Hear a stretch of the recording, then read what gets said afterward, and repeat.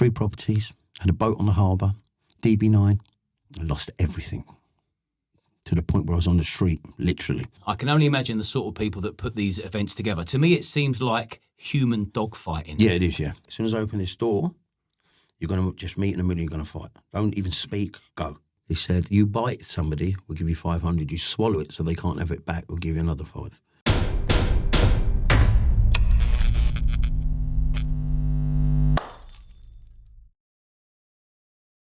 Just a quick one. I want to thank our main sponsors, Bash Security. They're a UK-based security firm that cover the entertainment, industrial, corporate and construction industries. I'm going to leave the links to their Instagram and their website below in the description so you can contact them direct. You can also find my own social media platforms down there too. And if you've got this far and you haven't yet liked and subscribed to the channel, can I ask that you do so? It takes 2 seconds, costs nothing, and it helps us improve the experience for the guests and for those at home watching. Thanks again. Your support is greatly appreciated, and I hope you enjoy this one. Bash. Nice to meet you, mate. Thanks for coming on. I appreciate it. And for someone who's just come out of hospital, you look very well. Oh, thank you. No, I've lost a bit of weight. I've lost about stone and a bit. Yeah, and how do you pronounce your name properly? Fakhouri. But so where's that name stem from? Lebanese. It's a Lebanese name. My dad is Lebanese. My mum's English. When I look at you, I see a very fearless man. And anybody that's watching this that follows you on Instagram or social media will see that you've had, hundreds of brutal fights, extremely violent, no rules in the UK, in Europe. If anybody challenges you, you're there. There's no ifs, buts or maybes. No. So I want to get into the mindset of a man that is genuinely fearless and doesn't mind being in situations that, well, they're brutal. There's no other way to describe it. So just to get a feel for your character of what moulded you, take it right back. So your mum's English. Yeah, English. She's a traveller. She comes from travelling blood. She's a legate. Yeah. Got 17 brothers and sisters. And in their day, they were a rough family. A couple of them were tough, really tough. Okay. Canterbury. And so what was that dynamic like at home? Well, mum and dad split up. I was sent to boarding school, which was horrible. In what sense? Well, you miss your family, don't you? You might as well go to jail, mightn't you? I've had some people come on and they got shipped to boarding school in the 70s and a lot of them were abused physically, mentally, sexually. I know that things did taper down. It got a little bit easier in the 80s, but still boarding school isn't easy. Was there anything like that would have I saw you? Nothing with me, but I saw things happen in my dormitory with teachers coming in and, seeing other kids, 9, 10, getting in bed. I mean, why are you getting in bed with a 10-year-old? I'm comforting them. Yeah, I bet you are. It's insane how much of that has gone on over the years. Yeah. And just swept under the carpet. Yeah. It wasn't even so much that. You miss your family. You miss your just family food or even a family argument or, you had to make... It's like being in the army. Get up, make your bed. Do this, do that. You get told what to do and you do it. You say, yes, sir. And how old were you when you got sent to boarding school? I can't remember a lot of these things. It was primary boarding school. And why was you sent there? Because mum and dad split up. Dad didn't want me to be with my mum. My mum didn't want me to be with dad. So the easiest thing was to go to private school. So it was private school. And, And what was your stint at boarding school, the duration? Couple of years, I guess. I try and block a lot of things out from my youth. I mean, me and my brother once tried breaking out, got caught up down the motorway with an apple each. We were only kids, trying to go home. So your brother went there with you? Yeah. So he had the top bunk, I had the bottom bunk. I had to make his bed for him because he couldn't fucking do it. Oh. Yeah, and then we tried breaking out one day. We saved our apples up. Got caught down the road about 100 metres. Like Hansel and Gretel? Yeah. So. And so what was it like coming out of boarding school, returning back to base? Did you go back to your mum? It was lovely. Went back to my mum's. And then went to a normal school, Chaucer Technology School in Canterbury. We were quite quiet there. Obviously, been a private school where you had to be quiet. You went to bed at 6 o'clock and you woke up, you made your own bed, you made your own breakfast. You wasn't allowed to speak while you had breakfast. And because it's old school, must have been 88, I guess. And you were born 1981? 80. Same as me? So it must have been about 8, I reckon. My brother must have been about 6. And we were there for a couple of years. So we were brought up differently, quite quiet. Well, you had to be quiet, you know. And even when we went to secondary school, I was still quite quiet. I wouldn't say I was bullied, but I was one of the quiet ones. So you weren't fighting like... No fighting in those days. No fighting. If anything, I was quite shy.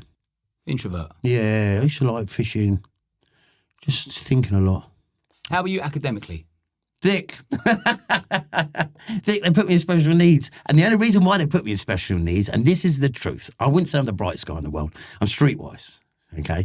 But, so we had the exams when we got there, and I had no time, as in, like, my brain runs 100 miles an hour. And I remember seeing, like, I don't know, 350 plus 350. I thought, oh, God, this is so long.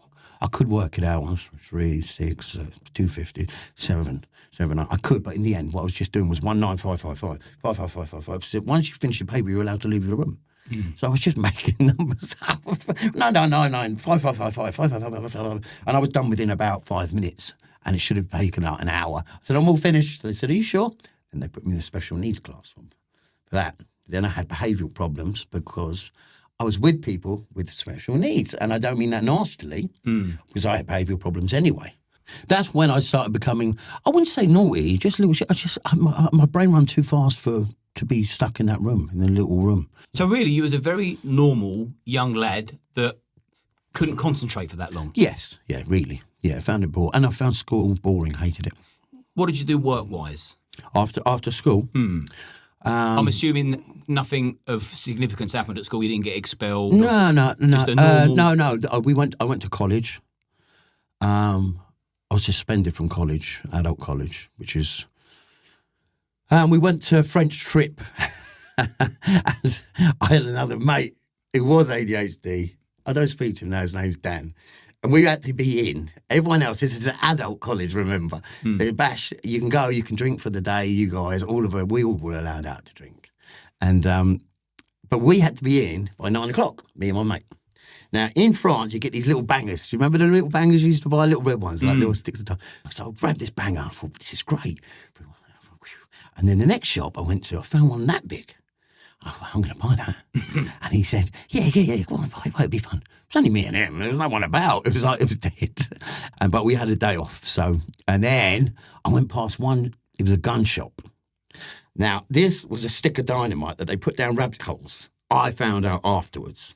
So I said, we'll save this one for later. Look at the size of that. A real stick of dynamite. By this time, we're half pissed.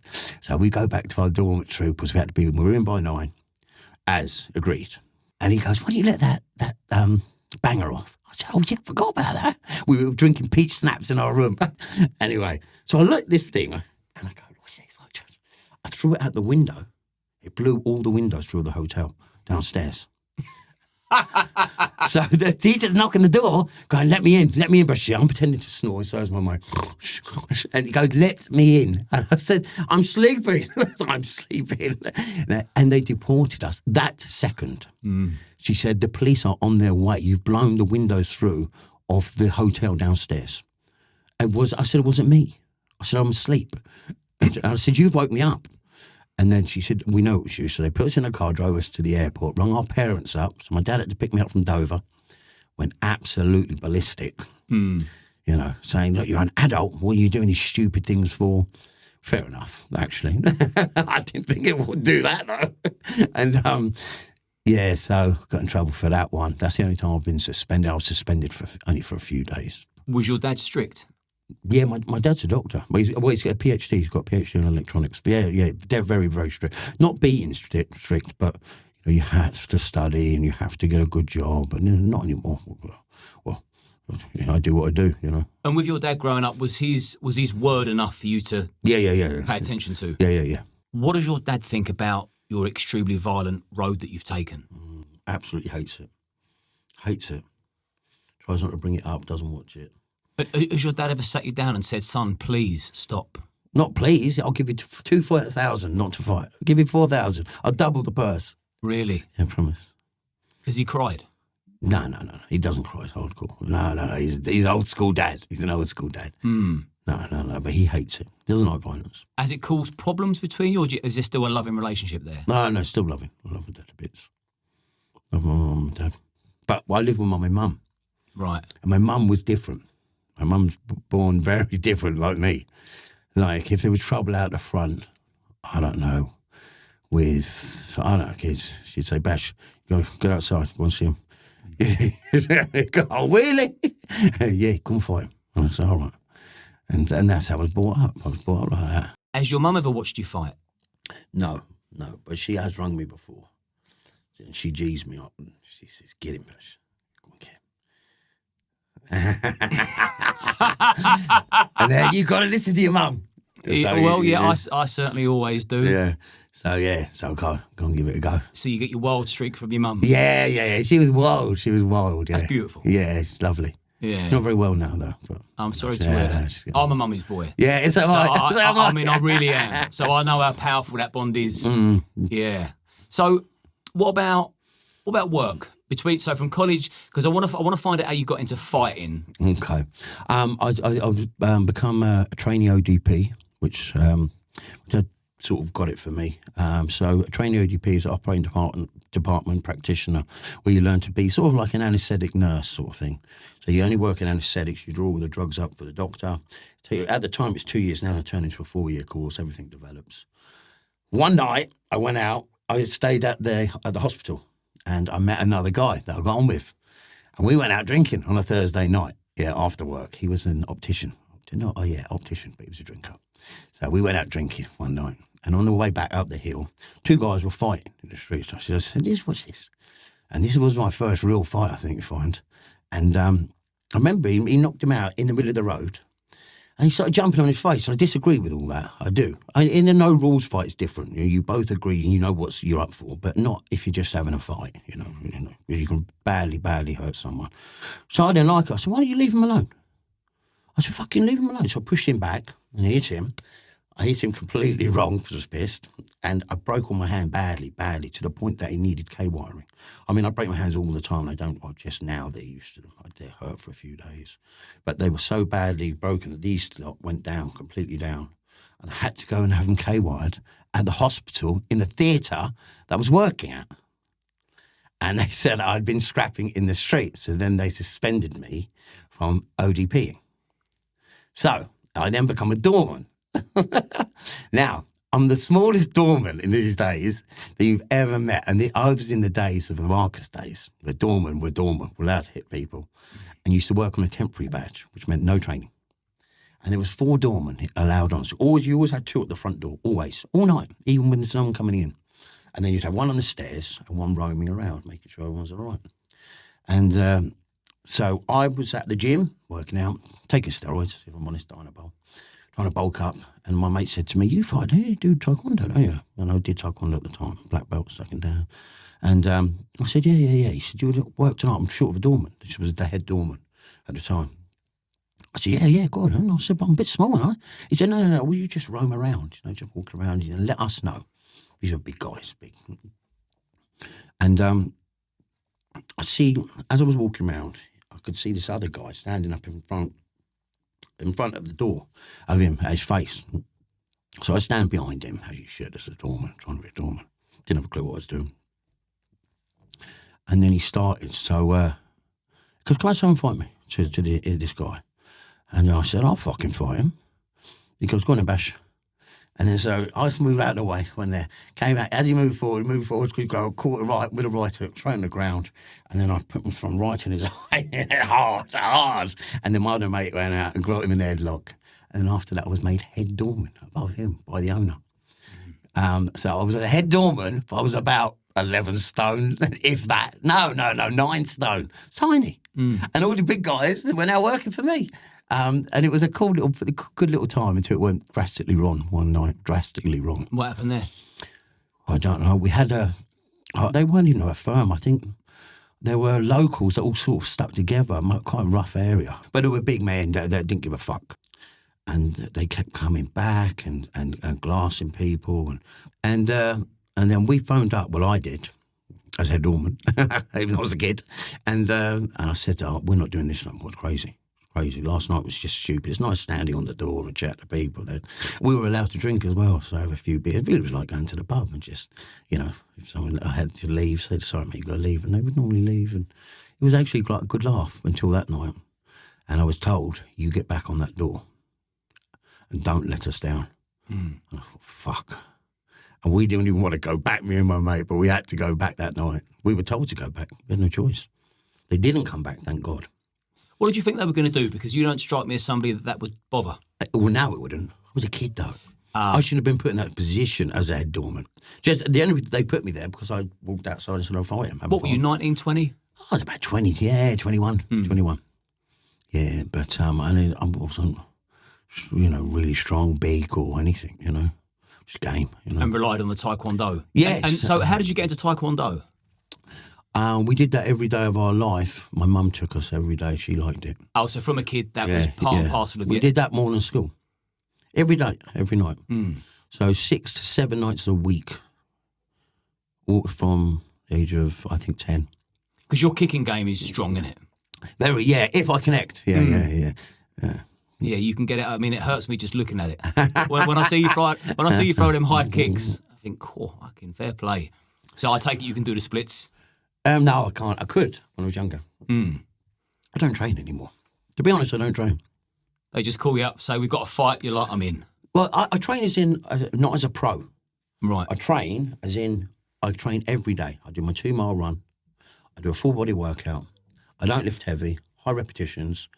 I train like everybody else, but not as a pro fighter. Pro fighting is very different. You have to eat, sleep and shit fighting. When did you start getting into the street fighting and the competitive fighting? Okay. Well, you're a skilled martial artist, aren't you? Yeah, British. I used to fight with ZT, Zero Tolerance. His name's Sol Gilbert. Google him. Brilliant fighter. That was when MMA was Sol MMA. Gilbert, has he got a gym in Brighton? Yeah, he's got a few underground gym. Yeah, that's right. Yeah, he's a very well respected man. Yeah, well, very lovely guy. And he did MMA when MMA was no rules, really. See, MMA now has got to a position where it's so skilled. That's why I class it as a sport. It's not a fight. You mess up, it's like a game of chess. You're in an armbar. That's it. That to me is not fighting. It's not a fight. I did K1 kickboxing. That's right. And I was ZT champion.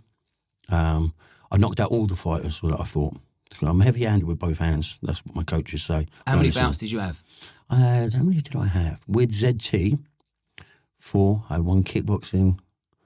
I won all my kickboxing. I'm a good kickboxer. And that's not giving it a big one. I'm a good kickboxer. MMA can't do it all. Boxing, I don't box. And I mean, I did BKB for a while, which is bare knuckle.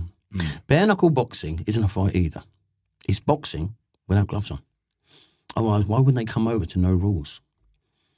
Because, I mean, last month alone, just so you know, got 10 million views just in 1 month.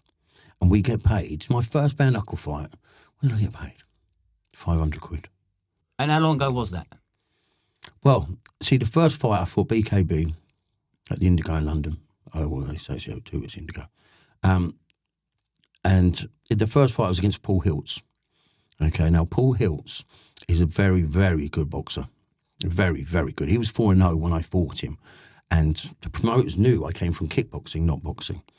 Okay, so everyone that says, oh, Rash lost, yes, I lose because I take any fight. I don't ask your weight. I don't ask your experience.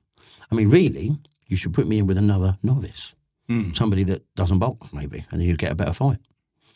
It's like putting me in with a boxer in kickboxing. You're not going to stand a chance, are you? You're not even going to see where the kick is coming from, mate, at all. At all. I'll do a 360 tourniquet. You won't know if there's a back kick or a tourniquet coming round or a back fist. And that's how it felt for me. I felt completely, this isn't fighting, this is just weird. It's just weird. How did you go from K1 then to the more unlicensed, sinister side of fighting? What, for the no rules? No rules has only been 2 years, really 3 years. I tell you what I want to know. If I load the question more, I want to know your transition from Taekwondo, then you work in the door, and then I want to know how it went from fighting where there's rules to no rules, and what happened in your life in between. I get the impression that something pivotal has happened in your life where it changed your whole mindset, and you just thought, "Fuck it, Yeah. Do you know what I'm saying? So I want to get that. Well, listen, I'll tell you the truth. I've become addicted to drugs, cocaine. And I've obviously got a few contracts, so I tried selling it, and on a bigger scale, not on about a little bag, 300-400 quid and all that crap. That doesn't even add up in the cost.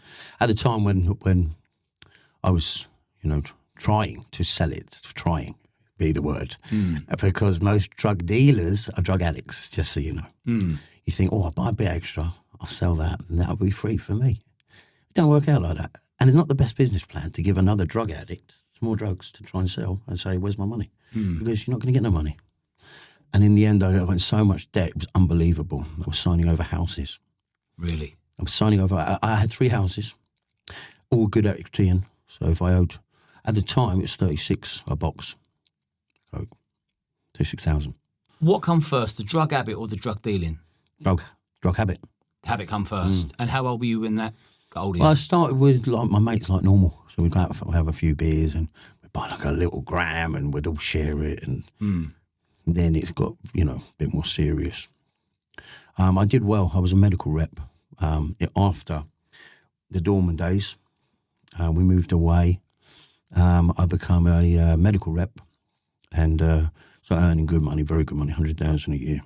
I invested some of it in property, and that's when property prices were going through the roof. Like in the year, I forget years, but you'd buy something like, I don't know, for 80,000 and sell it for 120 literally, like 6 months later. Mid-2000s, there was a good boom. Yeah, the boom, and percentage rate was like 0.5 above the base rate. So, you were paying nothing. So if you rented it out, I remember renting out my little flat. Now, that was in Hastings in Warrior Square. I paid 78,500. I remember the figure, and I was renting it out for $450 a month, and I think I was paying like 70 quid. So that was profit on top of my salary, and then I had a 3-bedroom house in the North Harbour in Eastbourne. So you were you was a shrewd businessman and a professional corporate individual. And then I had a penthouse there in the North Harbour. I had everything, and I'm not just lying. I'm not just lying and exaggerating like people do. It's a very well-known fact. I built a bar called Hush Bar. I had my own bar. Patacate Bakery, Silver Hill, that was mine. I had 3 properties. I had a boat on the harbour, DB9. I had an SL55 AMG, but with the McLaren conversion. So in other words, it was a SL55, but it had the different bonnet on it. It had the conversion, so it looked like that. ML500 for the missus. I used to drive an old Saab around for work, and about 100 grand a year. I lived in Battle, which I was renting, so I rented out all my properties, and I was paying 5,000 a month for that. It was a £1 million house with a tennis court, swimming pool, called Whitelands. Wow. Google it, Whitelands. I had my own bar in there, snooker hall, gym. I lost everything to the point where I was on the street, literally, walking around with bags in my hand, looking for a B&B to take me in. And this is because cocaine got its grip on you? Cocaine got its grip. It got to the point where $250 a day was normal. It was £250 a day habit. I don't speak about this a lot because it's like you're bragging and there's nothing to brag about, really. There really isn't. Well, this is, I wouldn't say you're bragging. I'd say this is more, A, it gets a lot off your chest, and B, anybody watching, it's a cautionary tale. You had everything, and then the next thing you're on the streets. So talk about that transition there. Did you feel the habit creeping up on you, or did it feel like it pounced from nowhere? No, I got diagnosed with drug-induced paranoid schizophrenia.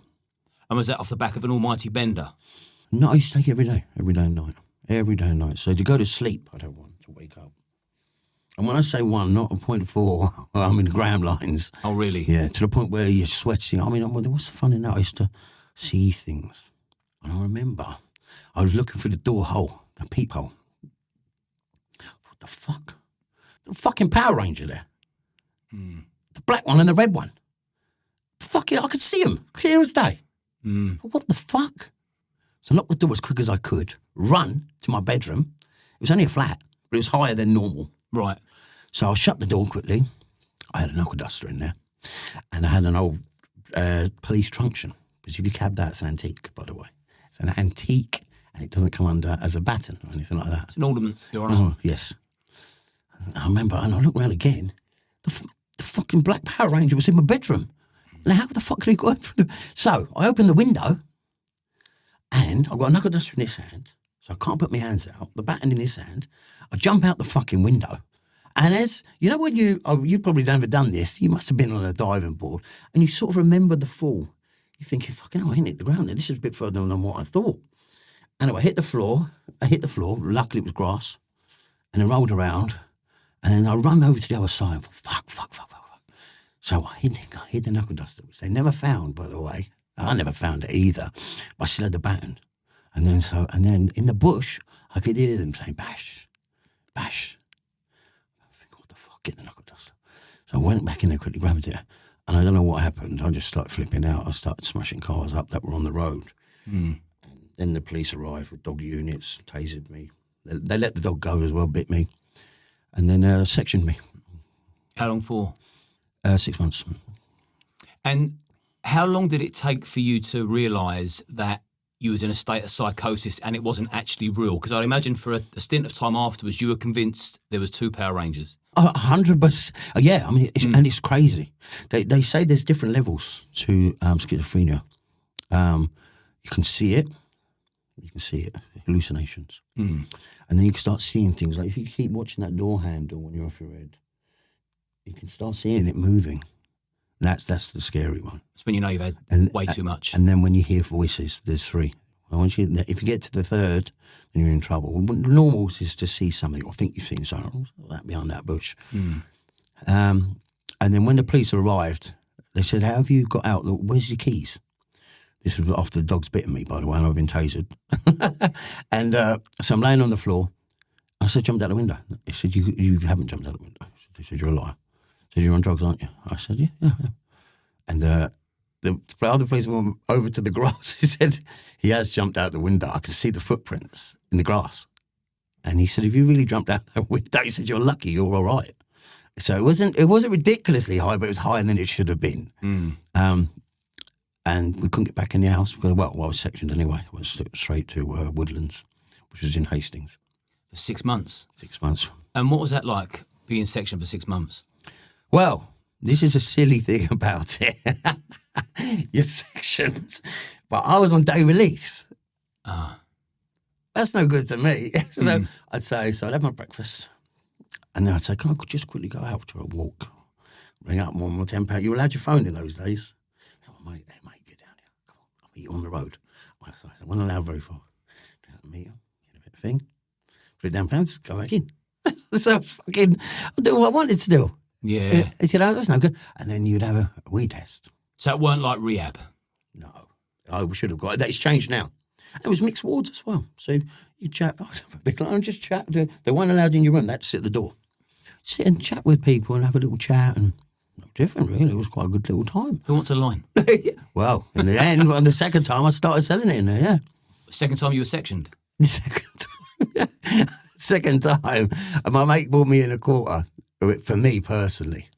And I used to say to the guys, if you come to my room, I'll give you a pinch. Remember, I had no scales. I'll give you a pinch. So go open your hand up. I'll give you a pinch. And I'll say, on your day release, which they had to go out with nurses, I didn't, because mine was drug-related, which is sort of self-abuse. Then they had to go to the bloody cash machine. They said, why is everybody going to the cash machine, Bash, at the hospital, which is next door? And why have you got £2,000 in your... I made more money in there. They let me go because they knew what I was up to, but they couldn't work it out. They couldn't work out where it was. I was plugging it. Up your bum? Yeah. In there, there's cyborgs. There's nowhere to hide anywhere. Nowhere to hide. And they do piss tests on you. Weekly. Well, whenever they fancy. Why did you get sectioned the second time? Was there another sort of Power Ranger incident? Nah. I took too many drugs and walking down the road with a hammer. With a hammer? I don't know what for. Did you hit anyone or anything? No, I'm not into these knives and all this shit. I don't know what I was thinking. But when you're in a state of psychosis, you don't really know what you're doing. That's the thing, isn't it? It was stupid, really. And then the way I got round the wee test was, I met a guy in there, didn't take drugs. And the only place I could hide his wee, which was clean, was you were allowed shampoo and conditioner. They're probably onto this now, especially after this. So I emptied out the shampoo. I didn't care about washing my hair. Made him wee and that, but it's done on temperature as well. So they know if you're using somebody else's. You have to run that, cover it with toilet tissue, loud plugs, and let it warm up. It has to be a certain temperature. Otherwise, if it's cold wee, it ain't come from you, is it? It's stored. So there's ways around it, but it's a lot harder than and there's nowhere to hide anything. I used to come up with every idea of getting in. I used to better, I called up my other mate who was doing bits and pieces, and I said, listen, bringing me in a bit of thing. And he said, how am I going to get it in? I'm going to get searched, especially when I was I'm here for you, because I was known for, drug addiction. And so we put it in a kinder egg. And I said, where is it then? He said, Bash, I've been searched. I said, well, we knew this. I said, don't worry, it's on me. So I said, come to my room. He put it on an elastic band, in a kinder egg, wrapped it, put it on his cock. That's how he got it in. So he searched, but that's how he got it in. You can get around anything in life. Forget the drugs. If you put as much effort and thought into anything and give it your heart and soul, if you want it enough, you can have anything. But you've got to want it. Yeah. And I'm not on about, I want to win the lottery. No, that's not wanting it. That's nothing. That's gambling. The only way you make money, I sound like my dad, is to go to school and get a job. Drug dealing, forget about it. You'll see these drug dealers out, you'll think they're cool. Big bundles of money like that, I had my mates. You don't realise, at the end of the week, they owe that out. And also, owing a drug dealer money is a lot different to owing a bank money. Yeah. You get seriously hurt. Have you ever had any situations where it's come on top? I have recently, actually. Someone said we're going to shoot me. And normally, let me tell you, somebody that's going to shoot you, one, you're not really going to get shot in this country. Half them that are pulled in things are empty. So a sawn-off shotgun will have nothing in it.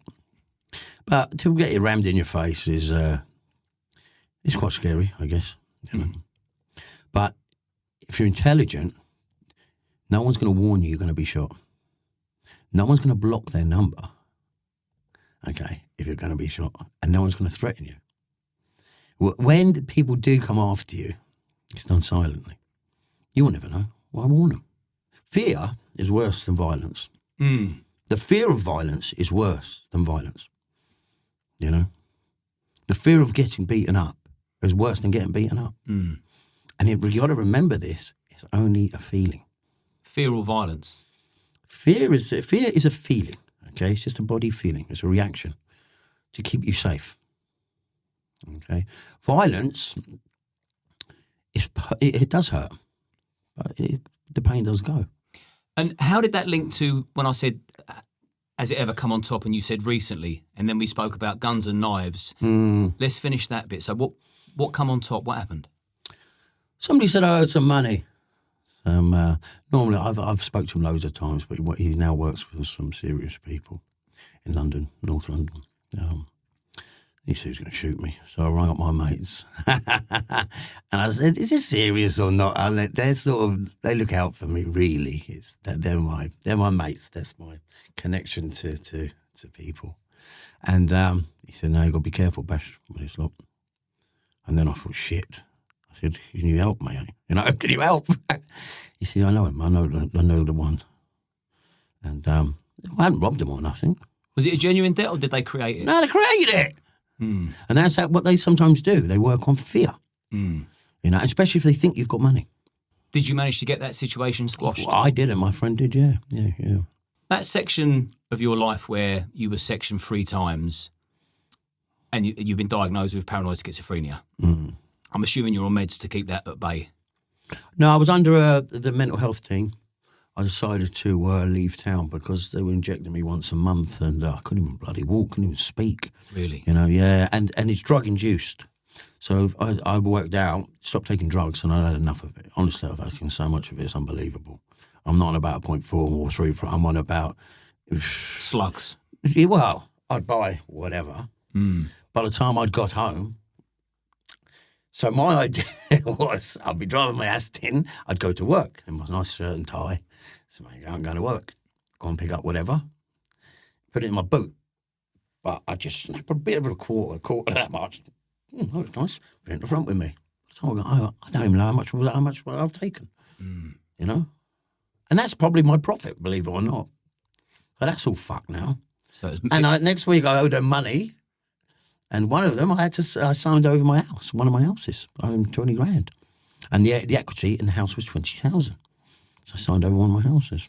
How long was that chunk of time where you were using so heavy? Quite a few years. 10? I lost my wife and children for that reason. Sorry to hear that. So from mid-20s to mid-30s? I did ecstasy first, was bang on that. The old rave scene, Ministry of Sound, Bagleys. Oh, you'd go raving as well? Yeah, lovely. They were a good era. There were no fights in those days. They didn't even sell alcohol. Bottles of water. Yeah. Pills. Pills have changed, though, nowadays. You know, like, people used to say to me, I love taking coke, I feel really confident. It got to the stage where, maybe at the very beginning, I can't remember, when me and my mates used to buy a gram or whatever, it got to the stage where I was petrified of everything. I'd be hiding under the table, mate. You'd be saying, Bash, come out. Boom, you'd go, my mates used to piss about. Go, Bash, someone at the door. You're fucking joking, who's that? Have you tried, not that I have you tried driving home on one? Keep checking the mirror, checking the mirror. It's just miserable. Yeah. I mean, where's the fun in that? Do you know what? That is the perfect word to use. And anybody that's sort of dabbling with drugs or even thinking about doing drugs, miserable is the best word to use, because even if it isn't miserable at the start, I guarantee by the end of that journey, it's miserable. Yeah, you wake up in the morning, you're in the mood, you've done all your money, or you're in debt with somebody, and then, I honestly haven't for 2 years now, cocaine. Yeah, good I man. get off it all the time. I couldn't even smell it though without being sick, honestly. How did you deal with your divorce? Terrible. In the midst of all that? Terrible, lots of drugs. Went to move in with my dad, put in the mental health team. Just really become drug addict, really, cocaine addict. Just carried on using to block out that pain. Yeah. The thing was, and this is the truth, one, I had a lot of money at the time. She didn't know I was taking drugs, and I was taking drugs behind her back on a large scale. Kids were at private school, by the way, so they were never in front of children or anything like that, but they would go to school. I was a shit dad, really. I'd wake up when they'd gone and then have a big line, go to my gym, which was at my place, and then sit indoors all day, take drugs, but not like a junkie, like different. I like sit my lawnmower and mow the lawn and then go about, but I was here hiding it from her, you know, and also cheated. And not just like once, you know, I had a long-term relationship. I even rented a house on the harbour.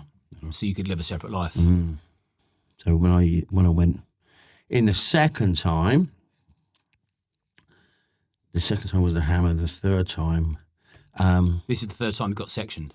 Yeah. So first time you jumped out the window, second time you walking down the street with a hammer, and the third time was took an overdose. Purposely. Yeah, barricaded the door, took an overdose, just had enough.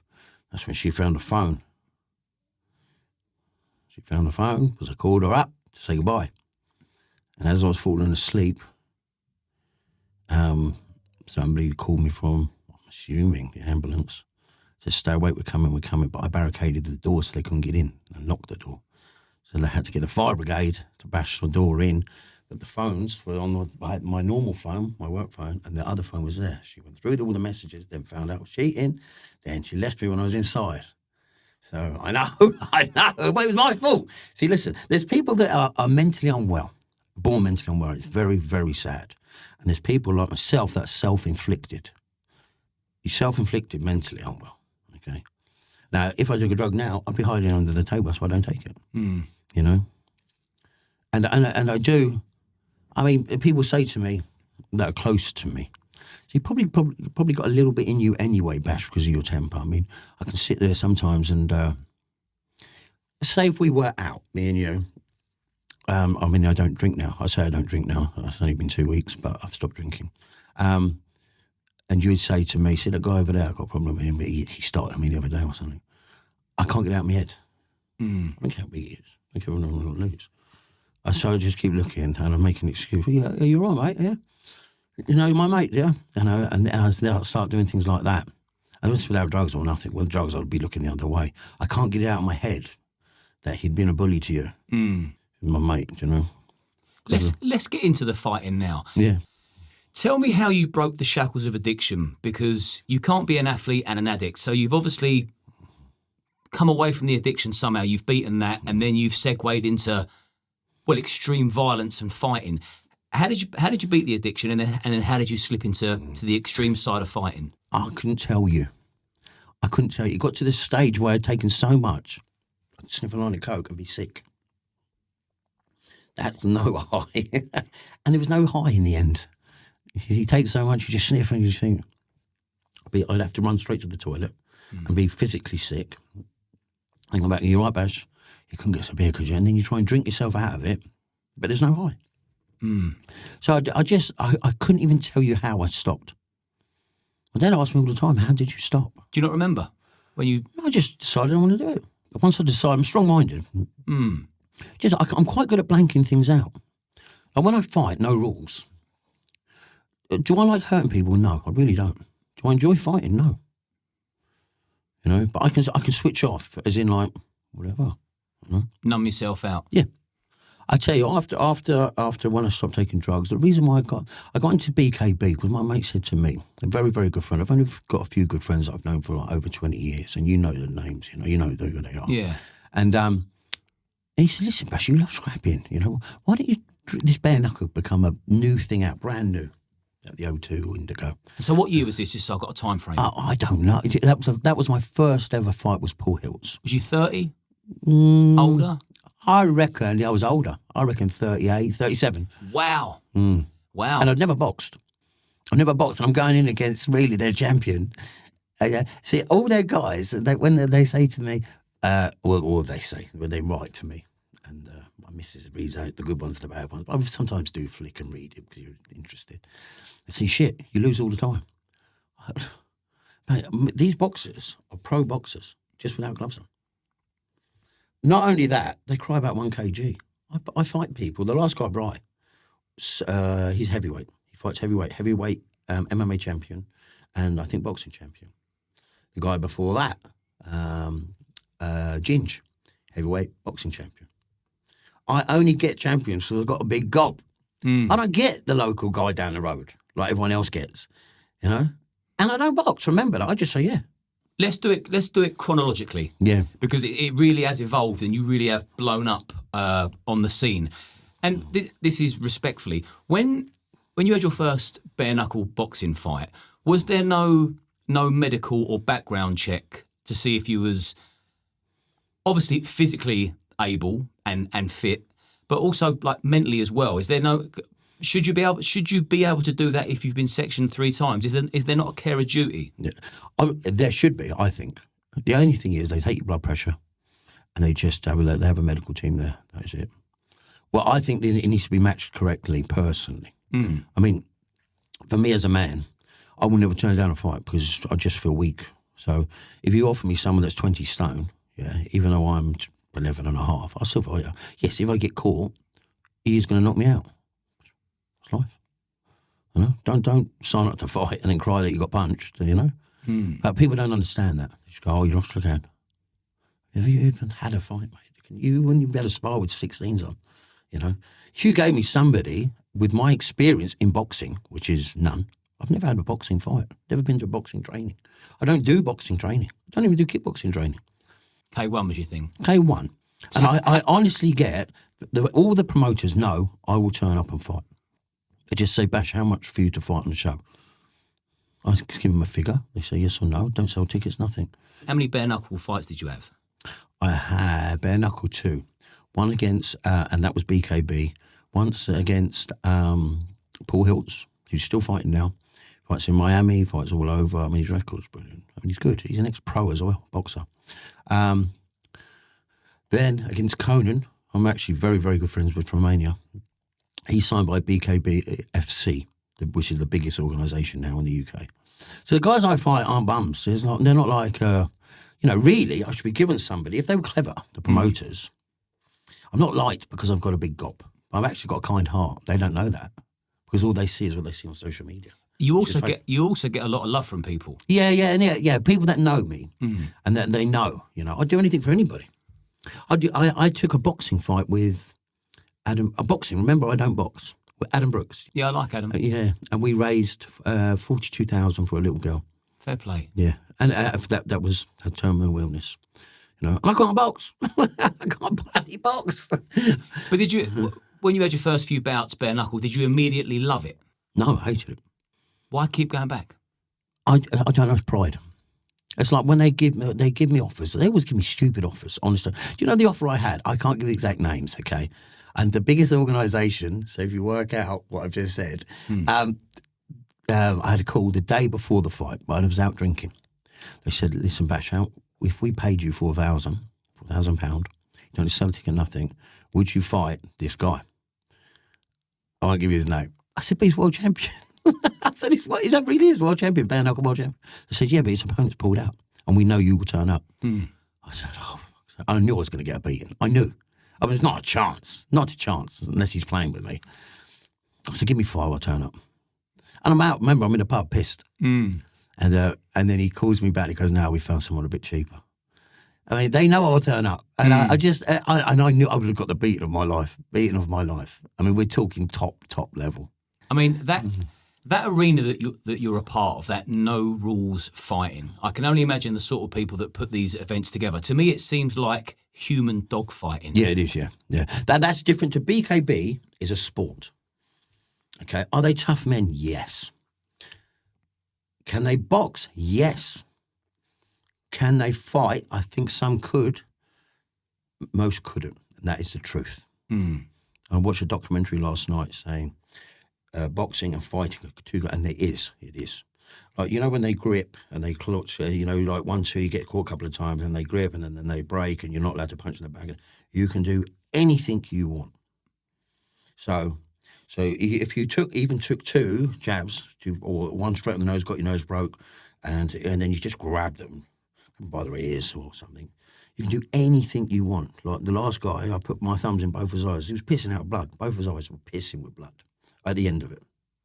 And they said, "Why did you do that? I don't understand." It is no rules. It's a new thing. Don't do it. Don't even watch. Just block. Why did the no rules appeal to you? Because you can just do anything. It's easier. There's no skill. That comes down to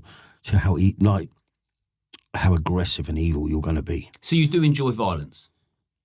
No, only if you're going to hurt me or my family. Yeah. So is it the money that's the driving force? Well, no, the money's not that good for it, but my sponsorship is, because I've got higher views. Right. So, like I say, I don't have to sell tickets. I set my figure now, and if they don't want me, they don't want me. That's fine. I don't have to fight. I fight. Well, there's certain things that I'm happy with being called fat, old, useless. You can't box. You can't. That's normal fight talk. But when you bring my children into it, or my wife, so you're going to move into my house, and I know where you live and all this kind of stuff, then I'll fight you no matter what. There's one guy. I've retired from fighting. I have. You've now retired. I've told my wife that. You've retired. She's seen this. You've retired for now. For now, yeah. Something tells me you'll be back. I've retired for now. I've still got the bleeds, so at the moment. So. Yeah, tell me about the time where you had a face-off with that guy and you just chinned him. Okay, now see, that's another thing. See, people don't look into things; they just send a message, And they've always got. If you look, I've started seeing I watch and overthink and watch everything. Well, my missus does, and then when I do my little flicking at night or the morning, we're having a coffee. I also have a little look because it pisses me off. Oh, well, why did you hit him? He had his hands behind his back. I knew he had his hands back, but he was being clever. He rung me up the night before off his head. Yeah, I spoke about honestly, about my mum fucking dogs. That's the exact words. Now, it's all off. It's all off. You're lucky you were in another room when we got there. Because like this shadow boxer, he knows who he is. Now, he's 20 stone once again. And they say he had his hands behind his back. Yeah, I bet he did. That's like cowering, like a dog, like putting your head down. No. You're lucky there was somebody there. Also, in a no-rules fight, you shouldn't let me that close to start with. No rules, normally, one walks into one side, one walks in the other, you meet them, but you fight. Right. It's not boxing. You've got 2 aggressive men trying to really hurt each other. So I can paint the picture in my head. You've been matched with a guy, the date's set where you're going to fight, and this is no rules, and then the night before he's called you up and he's made reference to your mum being fucked by dogs. Mm-hmm. Okay, I think anybody listening would think all bets are off. Yeah, all bets right. And you let me too close. I even said, if you look at some of my story, I see him in the window and I said, you're going to get it. So he was warned. But as soon as he said that, did you know, as soon as I see him, Yeah. So how did you, tell me the build up and tell me how it felt smashing I thought, yeah. I was searched on the way in as well. They said, Bash, you ain't got nothing on you, have you? I said, no. I said, I got nothing. I said, what I'm going to do him, you know, don't you? And he said, yeah. He said, just let's leave it until the fight. I said, all right. I said, where is he though? They said, we put him in another room and you go in another room. Okay. I said, yeah. And then normally, one goes in one side, one goes in the other. There's nobody there. There's a guy in the middle to stop with, and when it stops, it needs to be stopped. When somebody's going to lose an eye or something. Or you scream to stop. But if you actually scream to stop, then it has to be stopped. Mm. So you walk in one side, walk in the other, and you just fight. It's a real fight. And you can do anything you want. And it's depending on your level, you see. I'm the first one that's ever bitten. Yeah. And I gouge too. And I do the things like I sit there at night and think, how can I hurt you? Well, I don't use knives, don't use nothing. And I wouldn't do this to somebody in the street either. I think about getting him on the floor, getting his head, biting him, or not wearing a gum shield, I don't care. I don't want teeth. And my wife said to me, someone's going to do it to you. You know that, don't you? Good. Bite me. I don't want them. They're boring. I'll still be able to hear. Ears are overrated. They're all look. They're floppy. It's just a waste of time. Cartilage. I'll still be able to hear. Just have one ear. But what I'll do is, I thought about this. I said, bite it quick. Take it off quickly. I'll tell him to do it quickly. Because there's a viral video of you biting the bloke's ear off. Yeah. I was stuck in the back of my throat. I had a silly gum shield. I don't wear gum shields no more. I spat it out. So if you fucking hear. Like, I put the whole thing off as well. Yeah, but as I bit it, I brought trying to breathe. Breathing's a big part of fighting. Right. So we got in the clinch. Missed a couple of times. Well, we caught each other a few times, but missing really. A couple of little shots in the face. And then I got in close. And then I just got a hold of his whole ear like this. And it came off quite easy, really. But then as I sucked, it was in my mouth. So if he fell down, I spat at him. It fell over and rolled over on the other side. And then he got me on the ground. I was smashing him in a fight, if I'm honest. His movement, you could see his movement wasn't pro, you know. See, that would be a fair BKB fight. I don't get people like that. I only get them occasionally. So after you've bitten his ear off, because and anybody... Yeah, they can see on YouTube. Anybody that wants to go type in Bash in YouTube, ear, for example. Yeah. That's all you need to type in and you can see he bites the guy's ear off clear as day. Did it fill him with so much fury that he managed to get that sort of mongrel strength to get on top of you after that? No, we just kept fighting. See, the thing is, I have no ground game at all. At all. Right. I'm saying that. I love to fight. I'm heavy-handed with both hands. This is what I'm told by my boxing coach. But you have no skill, Bash. You know, timing is everything, you know. They say if you connect, you're going to knock anybody out. I spar with heavyweights, okay? It's damn connected with the damn people. Even heavyweights, their movement is so good. Their head movement is so good. If you don't box and you don't train, no matter how hard you punch, you still need to land the damn punch. You know, it's like kicking hard, you know, if your timing is shit. You know, my timing is very good with my legs. I know exactly what to do and when to throw a kick, normally. But no, he got on top of me and he started putting his thumb in my eye. I could feel he was scratching around. I could feel him scratching around with my eyeball. And I knew what he was going to do. And I see another thing. He had long hair. So, because I just bitten his ear off, by the way, his whole ear. And he was putting his head too close. So, like, this is like on social media. They say, "Why did you pull his hair? Mate, are you a girl?" No, I'm trying to control his fucking head. You know, because men when they fight are a little bit stronger than normal. It's not like doing a bench press. So I'm trying to pull his head back. You have to watch everything. If his head gets too close, it's going to bite you. He's scratching around with his thumb around my eyes. I could feel it. And then he goes in. And when he went in, I could feel it going behind my eye. Oh, really? And that means it's going to come out. Yeah. So I just started, stop. Now, you said that you wouldn't care if you got your ears bitten off, but would it bother you if you were blind in one eye? No, because I've got another one. You generally wouldn't care? No, there's two things I care about. I want one eye, no matter what. My mate lost his eye the other day in a fight. Nose, I don't want my nose missing. I don't want my lips. I want to kiss my kid. As long as I can see my child. Other than that, It's all in. just don't care. Nah, I don't care. I Wow. don't give a fuck. Honestly, I don't. I don't care. And the people that organise these barbaric events, which is, I mean, they are, aren't they? If you're biting ears off and you're gouging eyes out, that's barbaric. And I've seen it. That no rules. You got lads stamping on each other's heads, even when they're unconscious, they're still going in, elbowing them until someone says enough. So I'm assuming you fight until someone's asleep.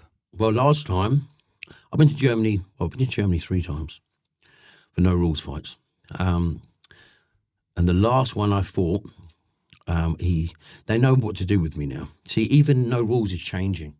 No rules used to be football hooligans or hooligans. So 2 men turn up to have a fight. Yeah. Now we got the tough pro MMA fighters, and they know exactly what to do. So what they do is with me, they won't stand at all, and they know I bite.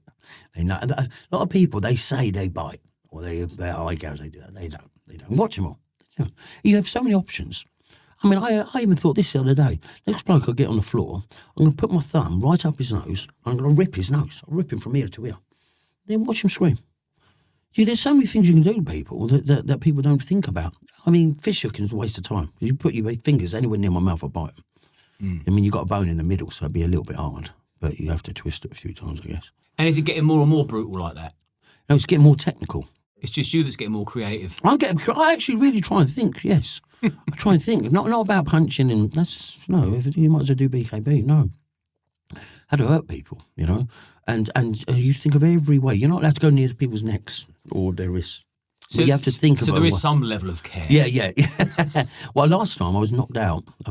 I've actually got the footage and I'll show you afterwards. I was knocked out in the middle of a cage. And they're all speaking German. There's only my missus there. She filmed it, so I've got it. And they dragged me out, literally dragged me. Remember, there's no medics, no nothing. So my missus, and I do get on with, there is a boss there, and they dragged me out like this. I was out cold. And I was out for 5 minutes, 4 minutes to be unconscious. They didn't think I was coming round. I was told that they thought I was dead. And then they was rammed up a sewage pipe miles away. Has your wife ever thought you're going to die? Yeah. Yeah. Maybe. Because you put yourself in some really hair-raising experiences. Even mine stands on them when I watch. Yeah. And the people that organise, in fact, 2 things I want to ask you. There's one thing turning up to a fight in the UK, familiar ground, territory that you know, but flying to another country to go into an underground car park or a squash court or wherever it is you're having these unlicensed barbaric fights. I know you're different to other men, but how does that feel when you're on a plane knowing you're going to go somewhere and potentially you could die and so could they? How did you prepare for that? I try and switch off. You know what? I'd go with my missus. We go for a meal. I have a little bottle of wine with her, have a little drink. Even before the fight, they can normally call me up. I mean, I book my own hotel on purpose, so they don't know where I am. They have to know last minute on the day, because they come at a certain time, 1 o'clock in the afternoon, to discuss what time to be picked up, what time the fight's going to take place. Germany's very strict, believe it or not. So I fly into France, and we cross the border without passports. Then we're in Germany. The fights are normally never in front of women and children, ever. So they're always at night. The last fight was 3 a.m. So me and my missus had a few drinks, if I'm honest. And then I said to my missus, this was lunchtime, I said, I'm going to go to bed. So I went to bed. And she said, I'm going for a walk. And she said, I think your mates are here, Bash. So she walks off. Great. And I'm thinking, that'll be all right. So I'm in my boxers. No, mate, yeah, it's a boss and some big goon. He's got rubber gloves on. I could see he had rubber gloves on. I'm thinking, oh, it's done it right here. And they said, sit on the bed. And I said, all right, no worries, relax.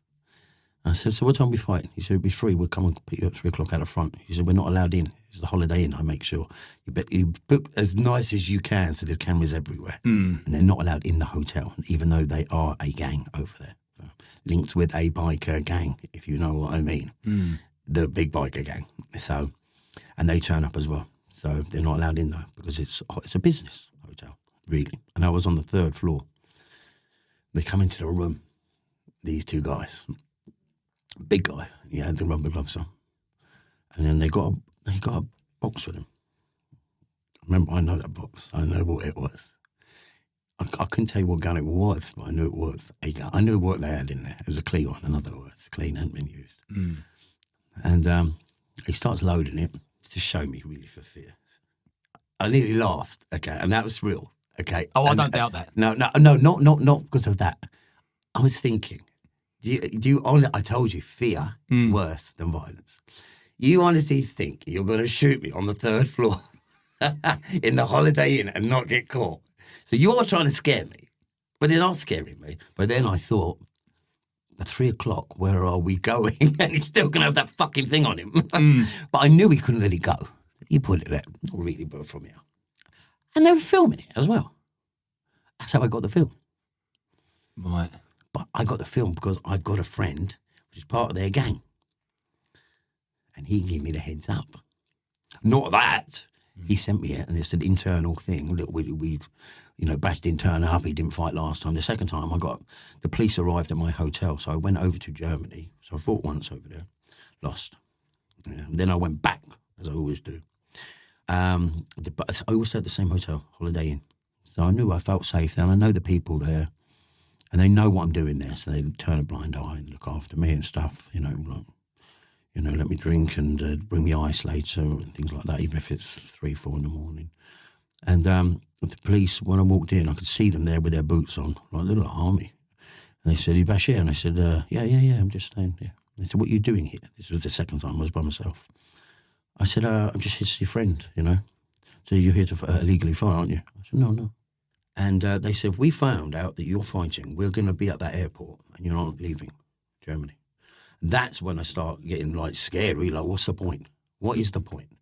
I'm making no money from this, really. I had to go back because I'd lost. Is it the buzz of it, the excitement? No, you always got to go back. I was brought up like that. You always go back. You don't turn down a fight. You don't. Someone knocks on your door. You don't ask, "How much do you weigh, mate? What's your experience?" If someone knocked my door and says something about my wife or something, you get punched straight in the mouth. I don't care. Has anyone been killed? Not yet. It will happen. Of course. It will happen. And how long has it been going for, that no rules? It's always happened, really. Just it's never really been on social media, which it has now, and it is taking off. It's much, much bigger than bare knuckle. I can't believe no one's been murdered yet. I know for a fact that they bought a platform to do a pay-per-view. I don't know. I don't understand the technical side, but I know this because I know one of the guys there. They bought a platform where people buy on the dark web, but you have to buy the platform. Right. And the limit was 10,000 people. That was it. I don't know, or you need to jump up a level to the next one. They'd sold 10,000 within an hour. 10,000. Just goes to show you how many people out there thoroughly enjoy watching violence. Do you know what it reminds me of? And I say this to my missus. It's like one of those things like porn. They make out they don't watch it, but they do. Do you enjoy watching yourself back? No, hate it. I don't watch it back. You're not? No. I don't watch it back. I'm not really interested. Like my mates say to me, it does make me laugh, but if it makes them happy, like all my mates, anybody that I class as even an acquaintance, if I know you, if you put up your harvester meal, I just push the like button. Do I like it? Maybe not, but you're my mate. If it makes you happy, it makes me happy. You're supporting them. Yeah. And people pretend like they give out likes as if it's like a gold coin. Does it matter? I don't, if they put up their child on the slide, like the damn thing. Just like it, like, and move on to the next. Don't look at it. They're my mates, If it makes them happy, it makes me happy. Let me say something, and I'm not talking out of school. If you and me were good mates, and I'm fond of you, by the way. In fact, I'm going to say it now, even though we haven't grown up together. I would like, especially after this exchange, to see you stop completely. And I think that's what your friends should be saying. Mm-hmm. Because it's fucking gruesomely brutal, that arena you're in. And how many more blows to the head can you take? How many more stamps? How many more knees? How many more sets of teeth can you have plunged in you before it takes its toll, and you never come back mentally because that one big shot took its toll and you smashed your head on the concrete? I mean, I have said to my missus, I'm going to retire from fighting. I'm 44 as well. Just because in my head I act 20. In my head I feel 20. I've got to remember my age. In 6 years I'm 50. Wow. And I fight 20-year-olds that are all signed by BKBFC. I don't get the local guy from a pub. I don't get the local hooligan. I get the best of the best. All with belts.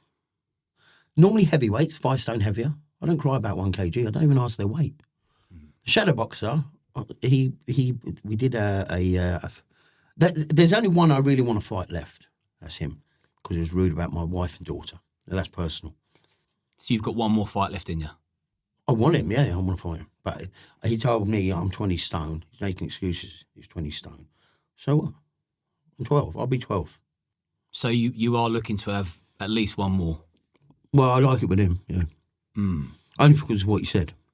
And what did he say? And my wife and children. I mean, you can, if you Google it, or I'll put it on. His name's Shadow Boxer. He's put his clip up where he's put, I'm going to move in your wife's fit, and when I've buried you, I'm going to move in and look after your daughter, and I'm going to look after your wife. Yeah. One of them. But you're always going to get some wanker. Oh, no, I can't have it. I can't have it. You're always going to get someone that wants to provoke you. I know. At what stage are you going to go, do you know what, I'm just going to block out the noise and get I block out most things, believe it or not. I don't, when people say you're shit and you lose, they don't even realise. I don't even train. I train as a normal guy at the gym. Fitness first.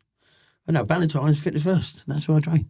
And I do a normal 2-mile jog and do full body workout. That's it. I think most people that watch you and follow you, I think they admire your courage because you have got balls of steel. You have got balls of steel. That's undeniable. There ain't no one can take that from you. How's that feel? Yeah, good. Yeah, it does feel good, yeah. Yeah. I'm the whole time here, I'm trying to work out the driving force because you don't seem emotionally connected to it. You don't do it for the money. You don't like violence, but then you're extremely violent. So I'm trying to work out in my head why. You're pushed to it. You're pushed to violence. If someone was really trying to hurt you, you'll fight for your life. And I mean, really. People think, sparring is sparring. And then even that's like quite nerve-wracking. If I put 16 on and say, let's get the ring, and you don't let me lie about you mess up. When you're really going to, I stand in that door, behind that door. We don't see each other. You'll be at the door behind there. And then he's going to say, he'll open a door to shout to, there'll be a guy in the middle with a mask on normally. And then he'll say, is he ready? And you're going to say, is he ready? And then he's going to say, as soon as I open this door, you're going to just meet in the middle, you're going to fight. Don't even speak, go. And then go for it, Bash. Open the door, that's it. You fight. If you get pushed to fight for your life, you'll fight for your life. You'll have no choice but to fight. But it's the getting on the plane and turning up to the fight. That's what I'm trying to work out why you do that. I know when I'm in a corner, I'll come out all guns blazing, believe you me, and anyone that knows me will vouch for that. But I wouldn't turn up to a fight anymore. It's like I'm 44, I'm a podcast host. I run a business. The best. Yeah. I don't want to be travelling to Germany to have a fight. Yeah. If I'm approached, then I'm all in. I think it's pride. I get what he means, yeah. And mate, do you know what? Good for you. I respect you for just having that It's totally insane. It is. It's fucking bananas, but I can't help but think, you know what? You have to respect a man like you. You have to respect a man like thank you. And also, I know that you're very kind, and I know that you love your family. So, like, you have got a few different personalities. Yeah. Completely. And you know when you bit that guy's ear off, you know the people that organise the no rules fights, do they encourage that you push the envelope, or is there any kind of bonuses if you take his ear off? You'll get that. Now there is. Ever since that happened, the next fight I had with, the next no rules fights, they said you bite somebody, we'll give you 500. You swallow it so they can't have it back, we'll give you another 5. Wow. So it's going down cannibalism. It's getting worse and worse. In the end, it won't be in my era. There will be tools being used. There will be. The underground. They've already said, would anybody do it? I know, because I've had private messages. Would anybody fight with a tool? I know not with knives, I think with rubber mallets or something. I don't know. It will develop. It will develop, 100%. And do you want to be a part of that shit? No. How many times have you been knocked out? No, it's normal. Broken hands, normal. Broken nose, normal. No, just flat. Because being knocked out isn't nice. I've been knocked out completely unconscious, and it's I mean, you don't know about it at the time, and also I'm having a bad hangover. yeah. But as a man, you also feel violated. You feel like shit. Someone's really got the better of me there, and most men have got egos, and it fucking stings. Yeah, it does, and I think that's why I go back. You know, because a lot of the guys, what they do now, they take me to the floor. You see, some of the fights that I've had outside my house. I've had a few outside my house as well. When they turn up, they say to me, my mates, he's going to take you straight to the ground, Bash. And once you got a guy that's 20 stone sitting on you, punching your head in, no one's stopping. There's no getting up. There's no time limit. There's no, can I get up, please? There's no ref to stop it and let you up. You've got to fight your way back up. And the only way up is to do something like bite them or make them panic. I mean, you can't push them off. They're too strong, too heavy. On your own doorstep as well. Oh, yeah, I do it in my own house. We block the road off. We make sure it's dark. There's no women and children. And then I'll come out of my house. They'll be picked up by the hotel up the road. Then we shut both the roads off. There's a throughway, concrete. And then people turn up. But the last fight was under surveillance by the police. So I was going to say, are the police all over you? No, they leave me alone. If you're not wheeling and dealing and selling drugs? No, nothing. And it's an agreement between two men, remember that. You're not hurting somebody like in a pub that doesn't want to punch, or drunk or, he's going to hurt you, you're going to hurt him. It's an agreement. You know? Let me fire a few questions at you just to wrap it off. What are your biggest regrets? I'd say drugs. Drugs was the biggest fuck up to my life. Biggest fuck up. Violence has been the best thing at the moment for me, if I'm honest. Well, my next question was going to be, tell me the highlight of your life. We're the same age. Yeah, having my little one and getting married. Yeah, definitely. Well, mate, I could see it in your eyes that means a hell of a lot. And that's beautiful to see. See, there's love in there. Yeah, there is. Yeah, there's a lot of love in there. There's a lot of stuff in there. I sense that there's something in there bugging you. I don't know what it is. What do you think? I don't know. I'm actually very caring. Caring. Mate, I can see that. Very caring, but I just don't tolerate shit at all. And I'm willing to die. I wouldn't want to because I wanted to look after my kids, but I'm willing to. You're not scared of death at all? all? No, not at all. Not at all. I mean, I think you've made your mark. I mean, you've got 130,000 people on Instagram that follow. I mean, that's a big following for an underground fighter, isn't it? That's massive. And a lot of the stuff I see on there is love. I mean, I reached out to you to come here, don't forget. Thank you. Thank you. It's an honour, mate. It's an honour. Yeah. We watch all your stuff. Yeah, and that's what I appreciate. It's like you said, you support people that you like. So, yeah, I'm very flattered as well. So, what does the future hold for you? I don't know at the moment. Do you know what? I'm thinking about doing something with social media. Like I said, my wife does it. I don't know, maybe advertise businesses. We get good views. I mean, one of my last clips that we put up, we got 14 million views and I think 250 likes, 1,000 likes. Yeah, you're getting some good traffic. Yeah. That's for so sure. There must be a way of monetarising it somehow, advertise businesses, I do want to follow Shadowboxer. That's personal. That's the real fight, Do you want to call out Shadowboxer while you're here? Well, on that one? Yeah. Yeah, Shadowboxer. Listen, you're a mouthy little you're a fat little fuck, yeah? You're 20 stone. All I see you do is call people out. You talked about my kids and you talked about my wife. So anytime you want it, but be a man. Listen, let's meet in the middle. Why do I come to you? You mouth me, I have to come to you. I'm fighting your land. You're 20 stone, you've got a pair of tits, come see me. Come on. Anytime you want it, anytime you want to fight, anytime. For what you said. I find it very, very disrespectful what you said. All right? That's the end of it. And is there anything we can end it on that's lovely and fluffy? It was lovely to meet you, an honour to meet you. It was nice to meet you, mate. I'm glad you come on. And I wish, as once said by Adele, I wish nothing but the best for you. Hey, my man. Thanks for coming on, brother. Thank you, my Cheers, man. Thank you.